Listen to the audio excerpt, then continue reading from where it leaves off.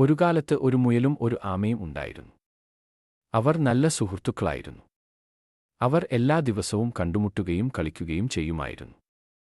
ആമയേക്കാൾ വേഗത്തിൽ ഓടാൻ കഴിയുമെന്ന് മുയൽ എപ്പോഴും വീമ്പിളക്കിയിരുന്നു.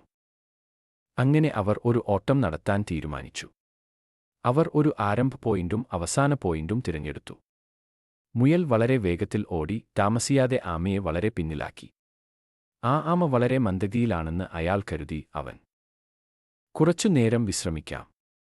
അങ്ങനെ അവൻ ഒരു മരത്തിനടിയിൽ കുനിഞ്ഞ് ഉറങ്ങാൻ കിടന്നു. ആമ മുഴുവൻ സമയവും നടന്നു വിജയിച്ച സ്ഥാനത്ത് എത്തി. മുയൽ ഉണർന്നപ്പോൾ ആമ ഓട്ടത്തിൽ വിജയിച്ചതായി കണ്ടു.